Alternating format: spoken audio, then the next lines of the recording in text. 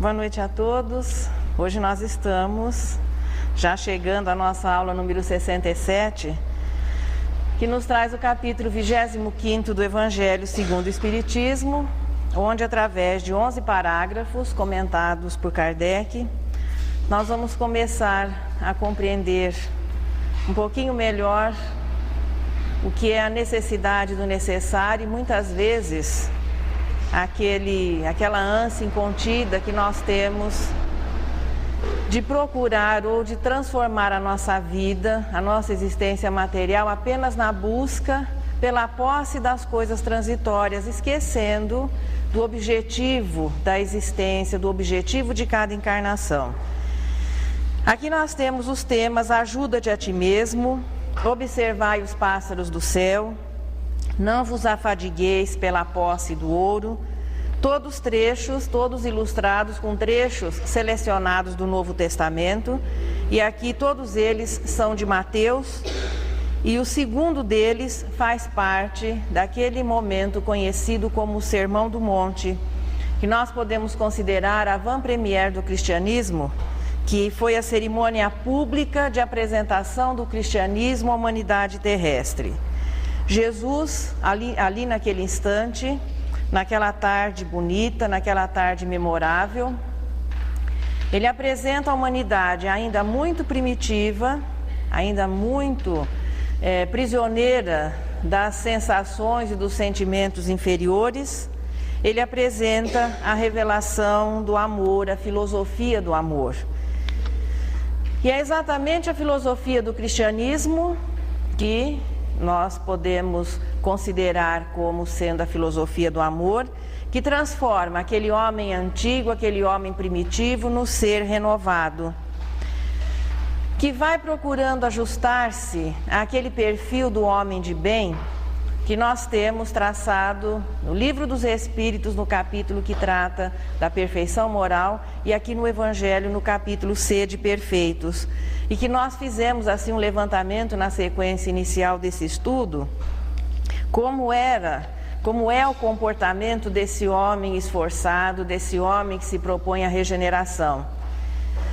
Resignado ante as dificuldades, humilde na vida de relação, puro de coração, brando e manso de sentimentos e usando a misericórdia para com todas as pessoas. O Sermão do Monte tem o seu início naquele trecho conhecido como as Bem-aventuranças, que muitos autores até consideram, muitos pensadores consideram como sendo assim a síntese do cristianismo, que se Jesus não tivesse dito nada mais depois, só aquelas frases que nós conhecemos como bem-aventuranças já seriam suficientes para explicar a mensagem e motivar o homem à sua melhora. O Senhor Jesus, naquele momento, vai apresentando a filosofia cristã, começando pelas bem-aventuranças e terminando com alerta acerca dos falsos profetas. É isso que nós vamos encontrar nesse texto de Mateus, onde ele e também Lucas transcrevem as palavras de Jesus ali naquela tarde conhecida como o Sermão do Monte. Jesus também não se esquece de comentar alguma coisa a respeito da posse, ainda que temporária, acerca dos bens materiais. Se o Sermão do Monte é a síntese do cristianismo, todos os assuntos foram ali considerados e o trabalho de Jesus depois foi explanar, foi ampliar tudo aquilo que foi sintetizado nesse trecho conhecido como o Sermão do Monte. Na nossa sequência de estudos do Evangelho, nós vimos no capítulo que trata de não se pode servir a Deus e a Mamon, a sugestão para o nosso momento de definição como espíritos. É a hora que nós começamos a compreender realmente o verdadeiro sentido da vida e nos propomos a estabelecer um valor real para todas as situações, o valor relativo que a matéria tem e a importância das coisas do espírito.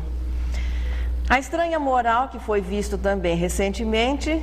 Realmente o amor é um comportamento muito estranho diante do egoísmo e do orgulho, que são as características naturais do primitivismo. Mas é o comportamento diferenciado da alma que vai começando a se considerar, melhor dizendo, do homem que vai começando a se considerar cidadão do universo. Na lição da candeia, que foi na quinta-feira anterior, o roteiro de como agir se nós estamos nos propondo a realizar um trabalho para Jesus.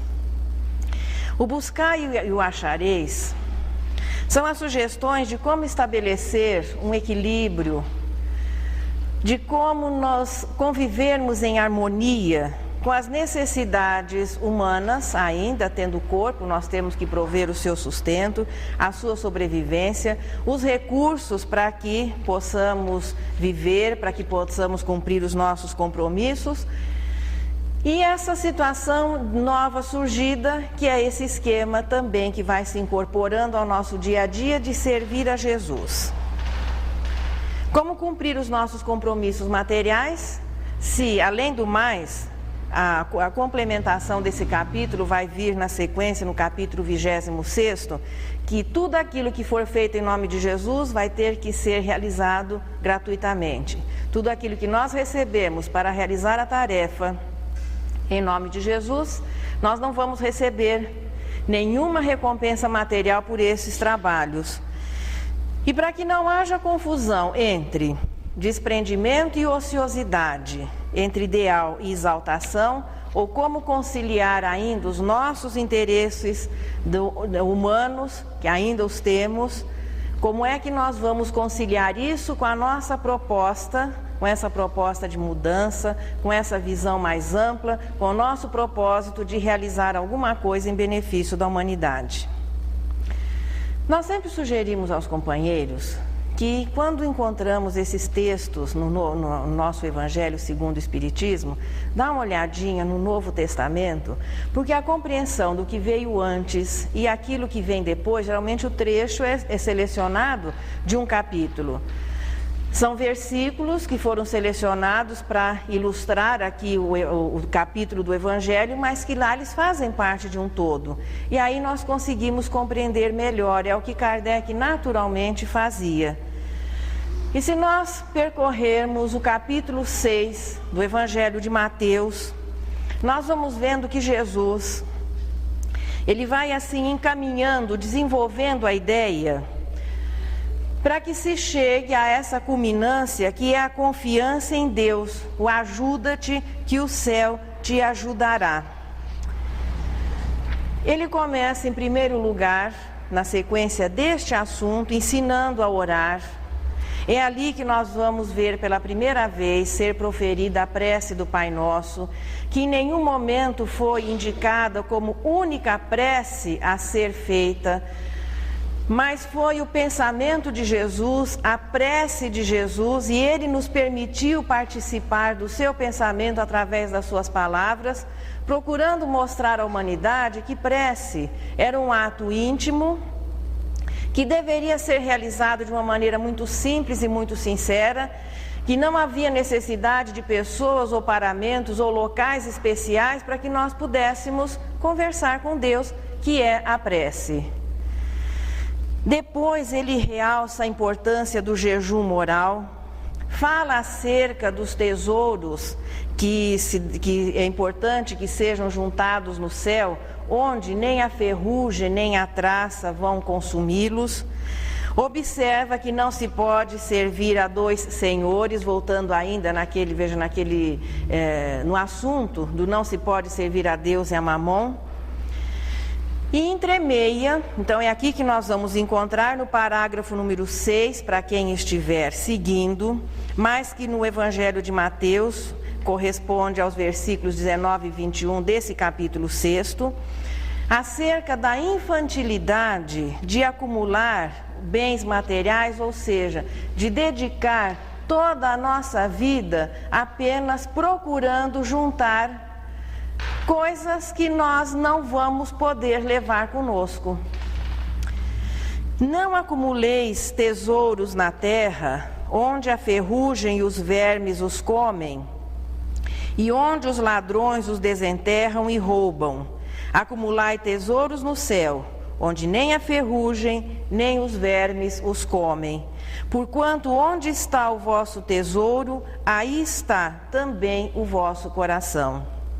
Eis porque vos digo, não vos inquieteis por saber onde achareis o que comer para sustento de vossa vida, nem de onde tirareis vestes para cobrir o vosso corpo. A vida não é mais do que o alimento e o corpo não é mais do que as vestes. Aqui Jesus dá um realce assim à importância das coisas e o objetivo da existência. A alma não encarna apenas num corpo material para usufruir as sensações agradáveis que o corpo possa oferecer. O nosso único objetivo aqui não é o comer, o beber, o dormir e usar o sexo, mas que as existências materiais têm um objetivo maior, que é o progresso do espírito. Em seguida, vem o trecho mais bonito do Sermão do Monte, que é aquele trecho, poderíamos chamá-lo assim de poético, ele tem até uma verdadeira musicalidade, que é então quando Jesus exemplifica, mostrando que as necessidades materiais, todos os seres vivos têm, mas eles não fazem disso a sua única preocupação, e ele diz o seguinte: observai os pássaros do céu, não semeiam, não ceifam, nada guardam em seus celeiros, mas o vosso Pai Celestial os alimenta. Não sois muito mais do que eles? E qual dentre vós o que pode, com todos os seus esforços, aumentar, aqui o exemplo, um côvado, ou seja, aumentar a sua altura? Porque também vos inquietais pelo vestuário? Observai como crescem os lírios dos campos, não trabalham nem fiam. Entretanto, eu vos declaro que nem Salomão, em toda a sua glória, jamais se vestiu como um deles. Ora, se Deus tem o cuidado de vestir dessa maneira a erva dos campos, que existe hoje e amanhã será lançada na fornalha, quanto maior cuidado não terá em vos vestir, ó homens de pouca fé? Não vos inquieteis, pois, dizendo, que comeremos, ou que beberemos, ou de que nos vestiremos, como fazem os pagãos que andam à procura de todas essas coisas, porque vosso Pai sabe que tendes necessidades delas. Buscai primeiramente o reino de Deus e a sua justiça, que todas essas coisas vos serão dadas de acréscimo. Assim, pois, não vos ponhais inquietos pelo dia de amanhã, porquanto o amanhã cuidará de si. A cada dia basta o seu mal, ou sejam, as suas preocupações.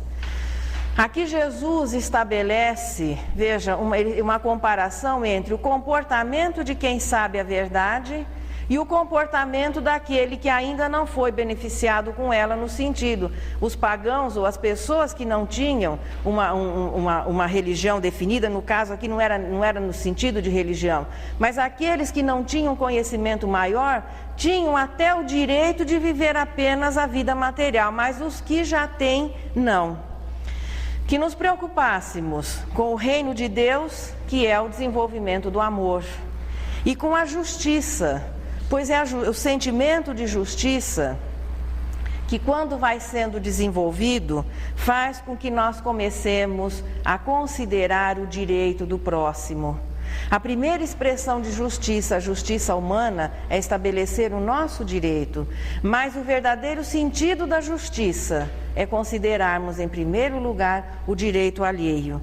Definido isso, desenvolvendo-se o sentimento, iniciando-se pela justiça, tudo aquilo que for produzido será naturalmente dividido fraternalmente. Nós não estamos tratando aqui de sistemas impositivos que levem a isso, que não deram certo em época nenhuma da história da humanidade, mas é um problema de consciência.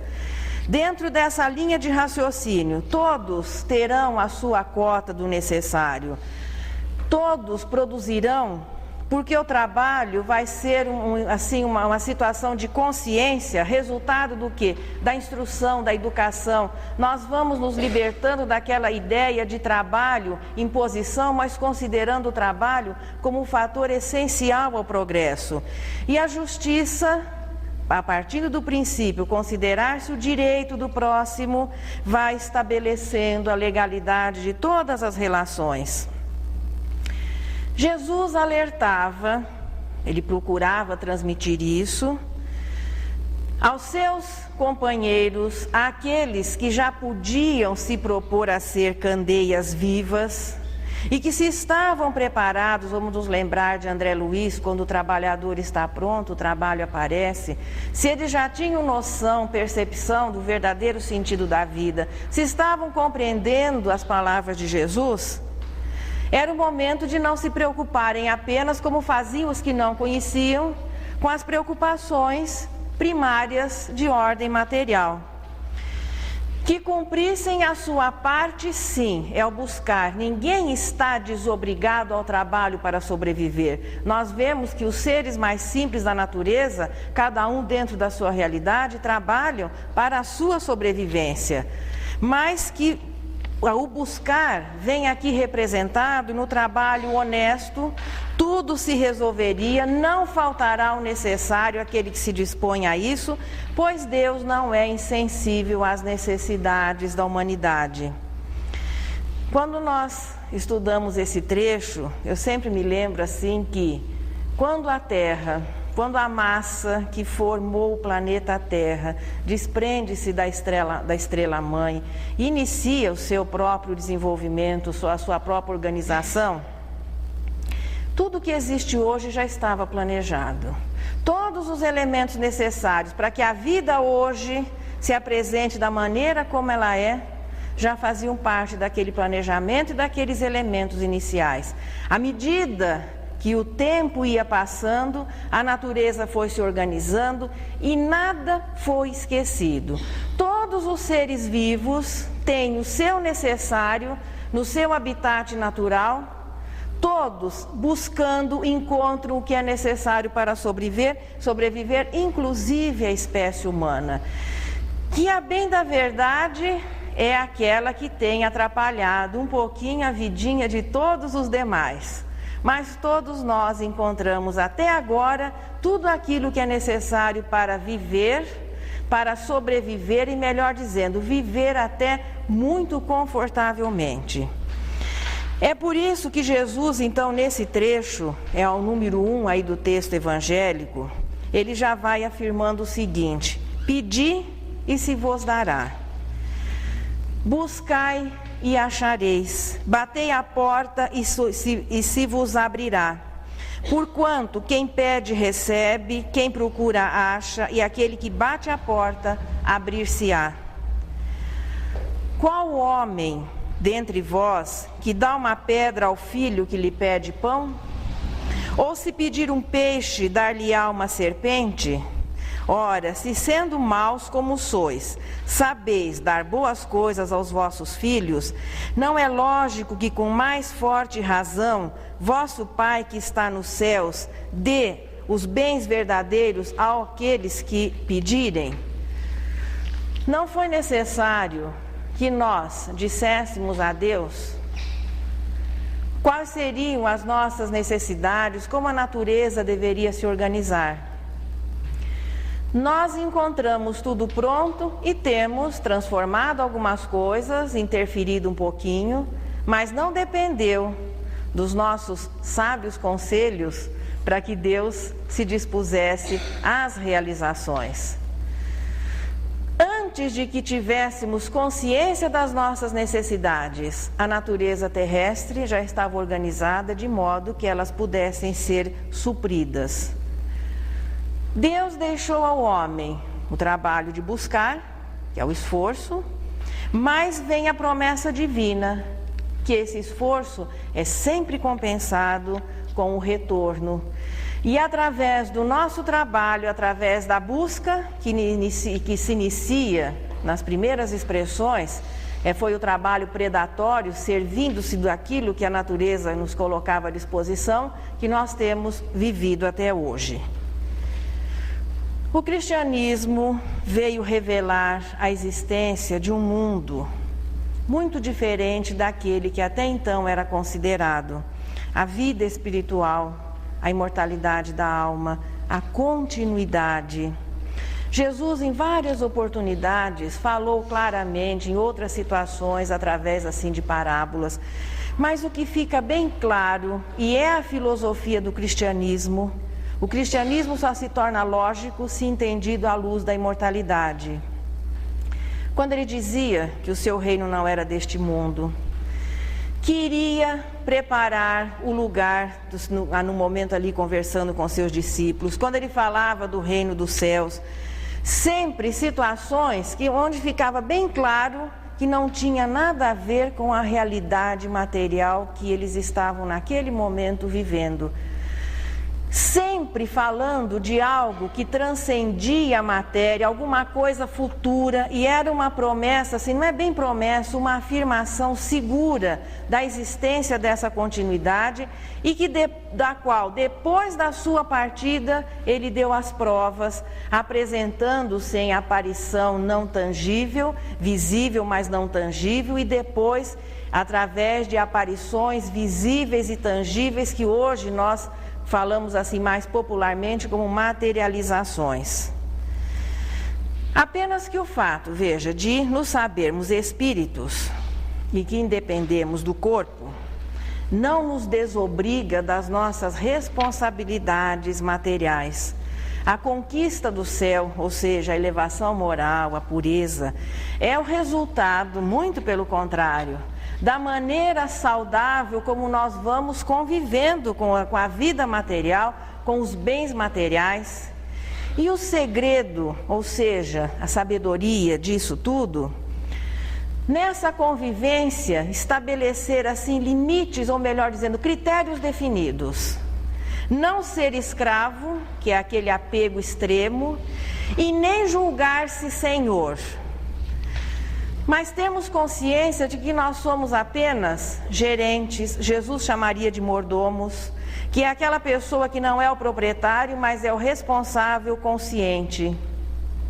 Essa é a maneira correta de convivermos com a matéria, a começar no corpo e depois todos os bens decorrentes dessa união do espírito com o corpo.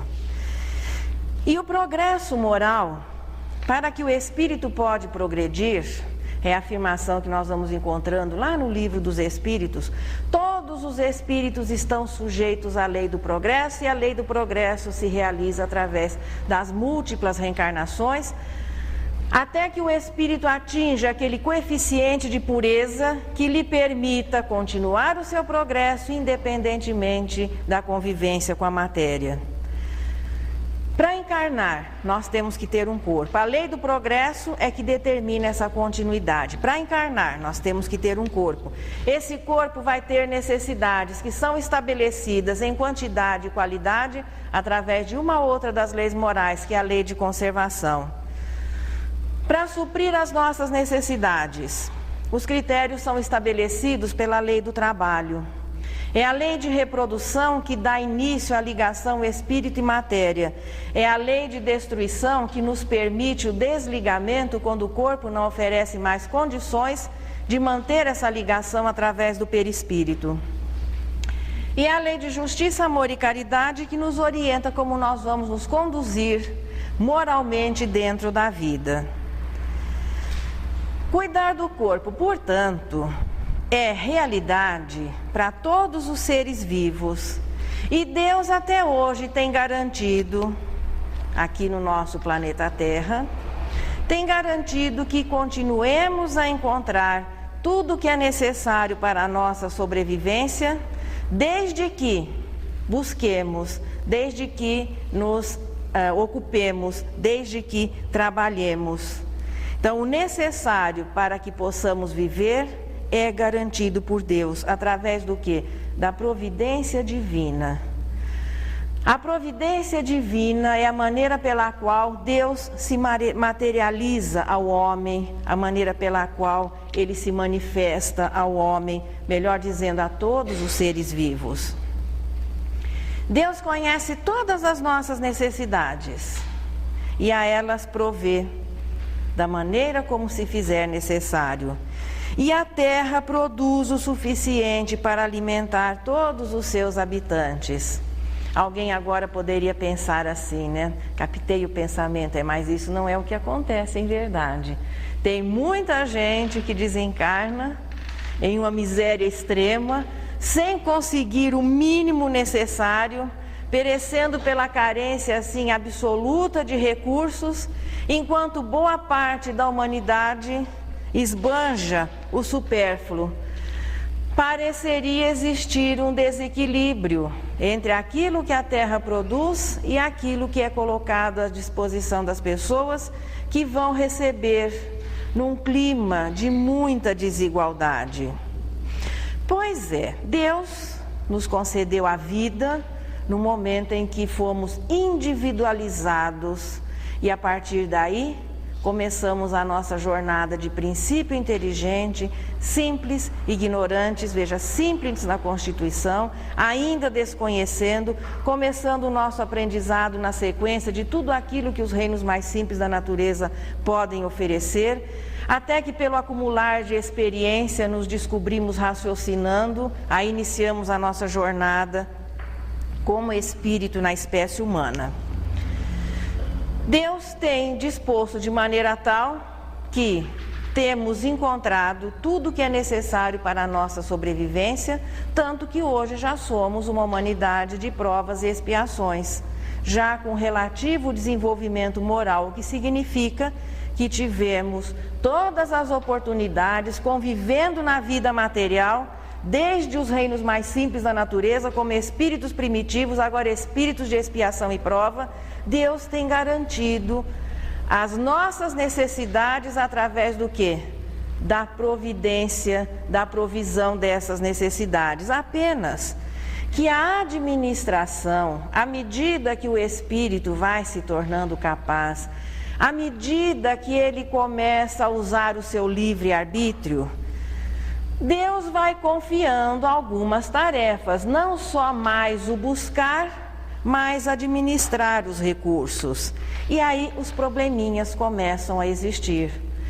Porque embora a justiça já tenha sido considerada por Deus em condições de ser compreendida e naturalmente vivida, de há 1.300 anos antes de Jesus, que é a oficialização da revelação da justiça divina à humanidade terrestre, ainda não é a justiça, não estamos nem falando de amor, ainda não é a justiça determinante das nossas ações. Se Deus nos oferece os recursos, nós os temos multiplicado, nós temos trabalhado com eles, de modo que consigam atender a necessidade de uma população que vem aumentando porque a natureza está oferecendo condições que um número maior de espíritos possa estar encarnado ao mesmo tempo. Então hoje a nossa população de 6 bilhões de almas, que tem como um dever, poderemos dizer, primário, administrar a sua casa, administrar o planeta. E aí é o que nós vemos então que os probleminhas começam a existir. Alguns desperdiçam excessivamente, outros perecem à míngua. Enquanto isso, existe já um grupo razoável de pessoas que sabe dessa realidade. Possivelmente ainda grande parte da humanidade não tenha noção desse mecanismo, que existe uma população espiritual, que estamos matriculados neste planeta, que o espírito só progride através da reencarnação. Para reencarnar ele precisa ter um corpo, o corpo tem necessidades, a natureza oferece cobertura para essas necessidades, mas nós temos que administrar, nós temos que dividir. E isso vai se tornar mais fácil através do quê? Da observância das leis morais. Se muitos desconhecem, existem os que já sabem. Quem é que sabe de tudo isso? Aqueles que foram considerados trabalhadores da última hora, com certeza. Nenhum espírita desconhece essa realidade. Aqueles já quem foi proposta a situação de candeia viva, também não desconhecem. O alerta de Jesus, e que ele naquele momento conversava, veja, ele já transmitiu essa lição, esse alerta no Sermão do Monte. Mais tarde isso foi novamente trabalhado com os seus discípulos. Mas hoje, aqueles que já sabem, os trabalhadores da última hora, os que já estão habilitados a ser candeias, continuam se desgastando como homem comum na competição do ter, esquecendo-se de que a existência é para que aprendamos a ser. Nós vamos ter que buscar o nosso necessário para a nossa sobrevivência, sim. Aí nós vamos voltar um pouquinho lá no Livro dos Espíritos, na Lei de Conservação, lembram-se? Onde fica definido o que é necessário. Pois é, como é que nós vamos saber o que é necessário? Quais seriam assim os critérios para dentro da nossa realidade hoje, onde o conforto, onde as facilidades, onde o consumismo acaba nos dando assim uma ideia irreal do que é necessário? Mas os espíritos não se esqueceram de deixar um critério correto, justo, verdadeiro. O necessário é tudo aquilo que é útil para que a organização física se mantenha saudável. O necessário é sempre útil, o supérfluo não. Assim, o homem, à medida que se propõe a buscar, vai encontrar o seu necessário, com certeza. Buscar é o nosso dever, o achar é a garantia de Deus.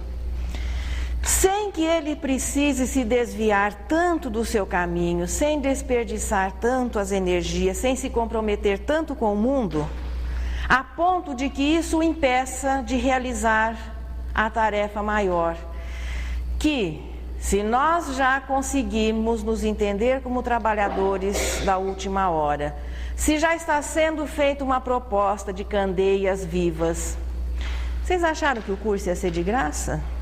Que iam ser 70 quase semanas, sem que ao final não se definisse alguma coisa?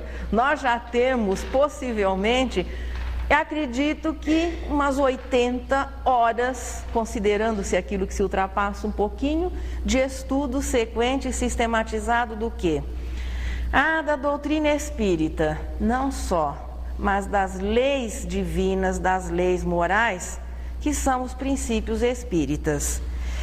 Então é hora de começarmos, já que ouvimos, já que isso acabou se incorporando à nossa bagagem, foi registrado, a nossa consciência registrou.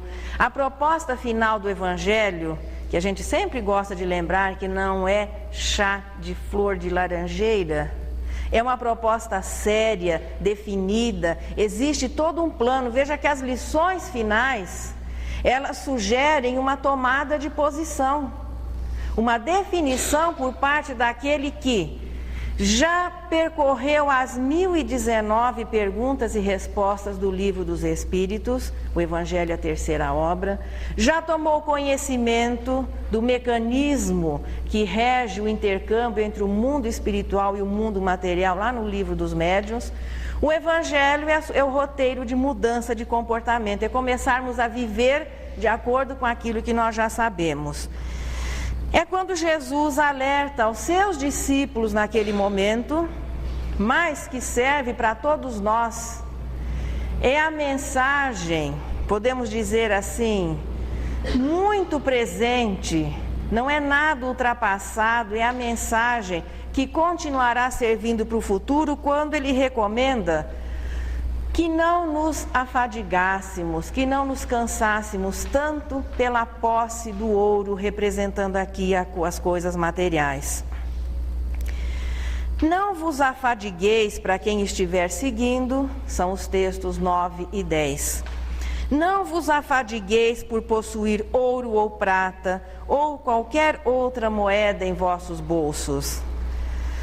Não prepareis saco para a viagem, nem 2 fatos, nem calçados, nem cajados, porque aquele que trabalha merece ser sustentado.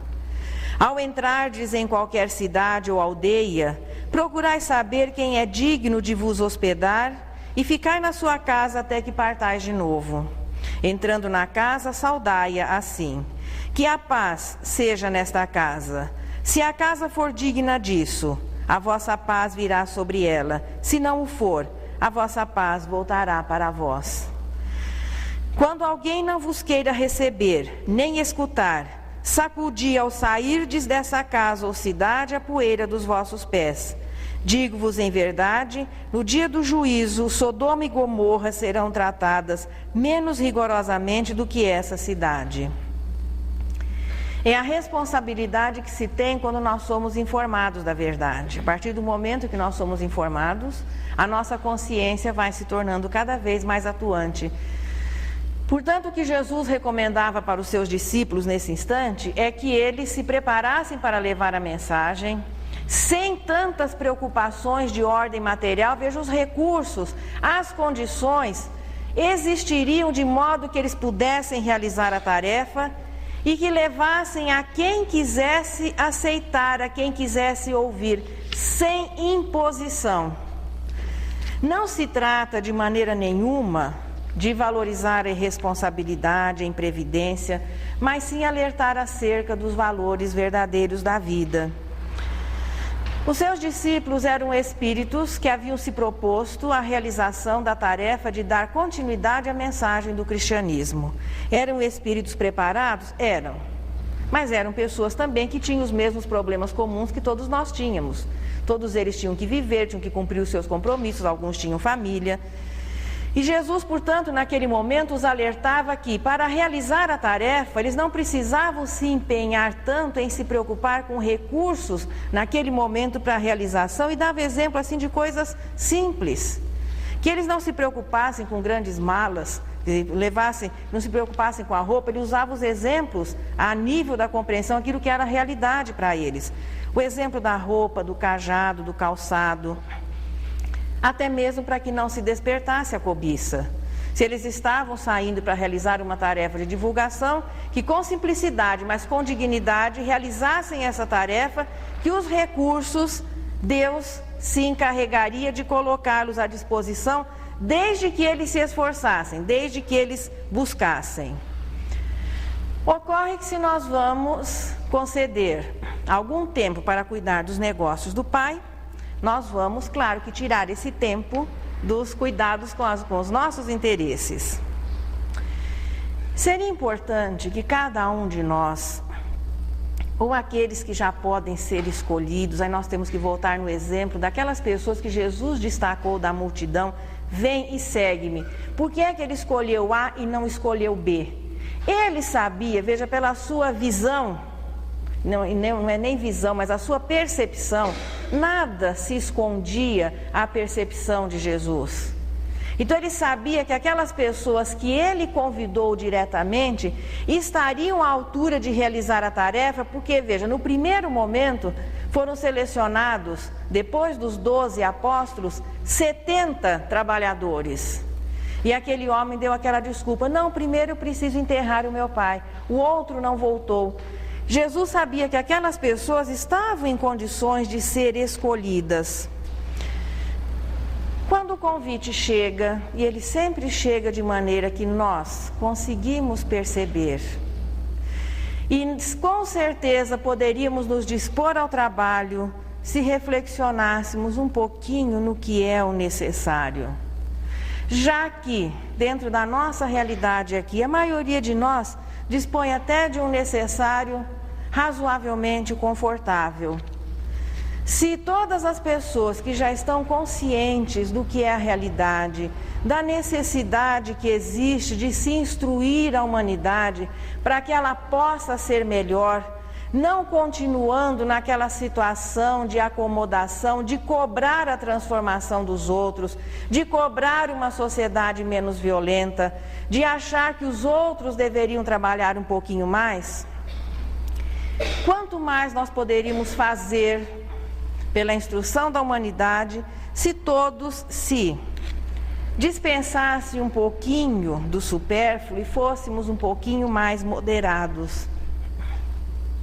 Quantos centros poderiam existir atuando mais na comunidade? Nós temos aqui na nossa região, quando eu falo isso assim, tem gente que dá uma escondidinha. Nós temos aqui na região 60 sociedades. Se pudéssemos assim fazer uma avaliação, acredito que mais ou menos a metade realmente consegue viver e divulgar os princípios espíritas da maneira como eles devem ser. Se o maior número de pessoas dividisse um pouquinho o seu tempo, aí nós temos que realçar até a figura do aposentado, que às vezes começa a procurar ocupações, distrações, não que a pessoa não possa se distrair, mas quanta gente saudável, produtiva, e que às vezes não tem no momento condições de continuar mantendo um trabalho, quanta mão de obra se teria se nós concedêssemos um pouquinho, dividíssemos um pouquinho do nosso tempo. Quantas casas poderiam ser ativadas? Quantas salas mais de evangelização, já que é na instrução da criança que nós temos assim um roteiro seguro para a melhora do amanhã? Quantos jornais espíritas poderiam estar circulando, levando uma mensagem saudável? Se nós nos dispuséssemos um pouquinho mais à ajuda, ao trabalho, quantos trabalhos assistenciais poderiam existir, não só no sentido de prover o necessário, mas de instruir as pessoas na carência material? Porque é através da instrução que o indivíduo vai se educando e passa a independer desse tipo de ajuda. A humanidade está repleta, se nós quisermos dar uma olhadinha na história, de pessoas que se esqueceram para que pudessem, claro, produzir um pouco mais, para que se possa oferecer algo mais, contribuir para o progresso da humanidade no campo da instrução, e aqui nós não estamos falando, nos referindo apenas no aspecto moral, não, no campo da arte, da filosofia, no campo da ciência, todos aqueles que deram uma contribuição efetiva, naturalmente tiveram não só que abrir mão, muitas vezes, do supérfluo, mas, com certeza, muitas vezes se privando até do necessário. Quando nós estávamos alinhavando esse estudo, estava me lembrando assim de Moisés. Moisés poderia ter continuado na situação confortável que ele vivia no palácio, nos templos egípcios, poderia até ter casado com alguma princesa e levar a vidinha tranquila, nada o impedia. Mas ele assumiu aquilo que era a proposta da sua existência e foi o revelador da justiça para a humanidade terrestre. Seria muito mais cômodo, ao invés de viver nômade pelos desertos, que ele tivesse se ajustado à realidade da corte egípcia, já que ele era protegido da irmã do faraó, e ali viver uma vida tranquila, até continuando as suas pesquisas no campo científico, mas esquecendo-se, ele realizou a sua tarefa. Sócrates renunciou até viver, pois foi oferecida a ele a possibilidade de escapar da prisão. E o que ele responde? Que ele não teria moral se a sua liberdade fosse à custa da corrupção dos guardas para que ele pudesse fugir. Buda poderia ter tranquilamente continuado a ser o príncipe Siddhartha, não se preocupando, pois aquilo no momento não lhe dizia respeito, ele não era um pária, ele não sofria as dificuldades da discriminação social. Mas ele esqueceu-se para que a humanidade pudesse ser um pouquinho melhor. Os discípulos todos, os primeiros cristãos, aqueles 70, veja, nós não temos assim recursos para poder fazer uma avaliação de como foi o trabalho daqueles 70 primeiros selecionados por Jesus, nem os 500 que vieram em seguida, os 500 da Galileia. Então todas essas pessoas esqueceram-se, renunciaram não só ao supérfluo, mas com certeza ao necessário, para que hoje o cristianismo pudesse chegar aqui até ao mundo moderno, mantendo a sua essência, a sua pureza inicial. E uma série de outros que têm participado, Gutenberg, Colombo, que veio aqui oficializar a existência do novo mundo, Mesmo Cabral, que vem oficializar aqui a existência das terras brasileiras, Pasteur, o casal Curie, Kardec, Bezerra, Chico, tantos outros anônimos, a maioria, veja, se nós fôssemos enumerar, a galeria dos que têm contribuído para o nosso progresso, para o nosso bem-estar, para o nosso conforto, para que a humanidade tenha recursos, muitos estão nesse momento dentro de laboratórios, dentro de indústrias, anônimos, para que nós possamos ter uma vida mais confortável. Muitos tiveram que esquecer-se para que nós pudéssemos despertar.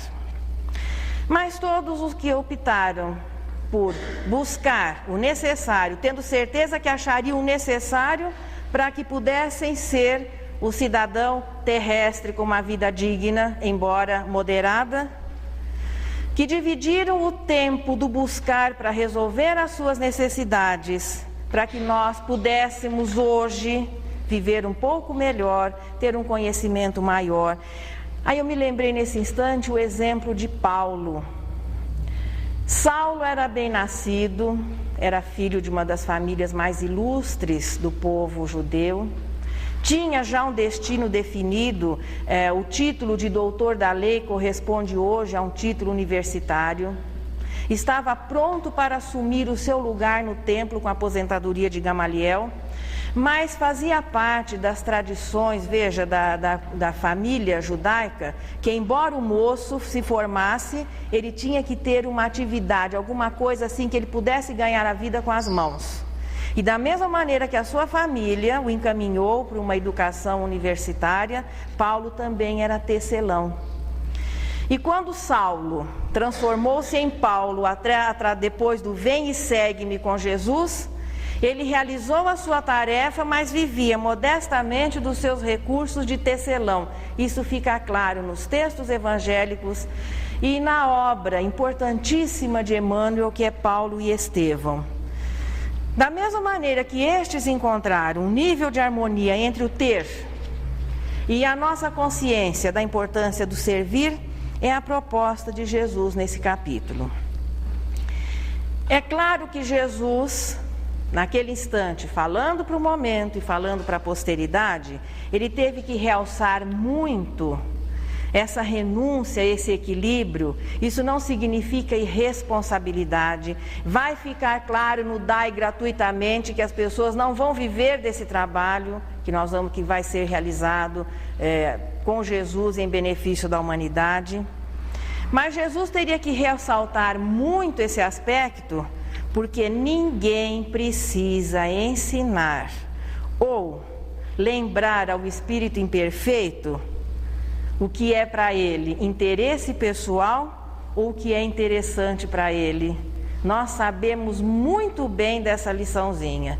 Portanto, Jesus teria que valorizar o desprendimento e deixar bem claro a confiança que deve existir da criatura para o Criador. Por mais que nós nos sintamos donos da situação, por mais que nós nos sintamos assim, responsáveis por uma porção de coisas, na hora em que vierem essas crises de orgulho e você se sente assim como sendo o centro do universo, é bom lembrar um pouquinho, e vamos assim agora mentalizar o sistema solar. Nós nos habituamos nos desenhos, nas reproduções, a imaginar a estrela-mãe no centro e os planetas todos distribuídos, e a órbita imaginária ela acaba sendo traçada. Então, quando você imagina o sistema solar, nós imaginamos como se existissem linhas apoiando os planetas, né? Só que isso não existe. O dia que nós pudermos visualizar ao longe o nosso sistema solar, o que nós vamos ver? Uma estrela com seus planetas à sua volta, sendo que aparentemente nada esteja a sustentá-los. E que se alguma coisa quebrar essa harmonia, todos os nossos recursos, toda a nossa capacidade, não vai conseguir resolver essa situação. Isso é no aspecto material. É Deus que comanda o universo. E que quando considerou a existência do planeta Terra, não se esqueceu, não vou dizer dos seus filhos não, já os espíritos, mas não se esqueceu, por exemplo, que um dia no futuro existiriam alguns seres que iriam se servir, por exemplo, de alpiste. Além de servir para comida para determinados pássaros, ao que tudo indica, parece que até hoje a alpiste não tem outra necessidade. E a natureza, no lugar onde esses pássaros são nativos, ela produz alpiste. Acaso ele iria se esquecer, como afirmou Jesus, das necessidades de espírito já no estado mais avançado, das nossas necessidades? Então, portanto, nós temos o dever de trabalhar, nós temos o dever de buscar, mas tendo a certeza que antes de considerarmos a nossa necessidade, Deus já nos ofereceu tudo o que é suficiente para que possamos viver dignamente, com moderação dentro daquilo que é a realidade do necessário, e vai sobrar tempo e disposição àqueles que já despertaram para se preocuparem e lançarem mãos à obra no trabalho de instruir os que ainda não têm noção dessa realidade. Na próxima semana, o dai gratuitamente aquilo que gratuitamente se recebe. E achar na importância de estabelecer uma harmonia entre o ter, o ser, dividir o nosso tempo, ela nos diz que nós somos todos ricos. Para que nos preocuparmos se todo mundo é rico? E ela nos diz o seguinte: não digas, alma irmã, que nada tens, ante a dificuldade em que te recriminas. Na grandeza do mundo em que Deus nos resguarda, olhe o valor das coisas pequeninas. Reflete na semente diminuta, na terra áspera e seca que se enfresta. Apesar do deserto que a rodeia, pode ser o princípio da floresta. Pensa na gota medicamentosa, na convulsiva dor de impacto violento. Simples gota, lembrando a pétala de orvalho, suprimindo o poder do sofrimento. Fita mansão moderna alçada ao brilho da terra enobrecida e renovada. Quanto é pobre de força e segurança, sem a presença humilde da tomada. Se um dia atravessaste a noite espessa, tateando sem rumo dentro dela, conheces quanto aflige a escuridão e quanto vale a chama de uma vela. Não digas, alma irmã, que te sentes inútil. Não existem no amor donativos plebeus. Tens contigo a riqueza da esperança, o sorriso da paz e a proteção de Deus. E que neste instante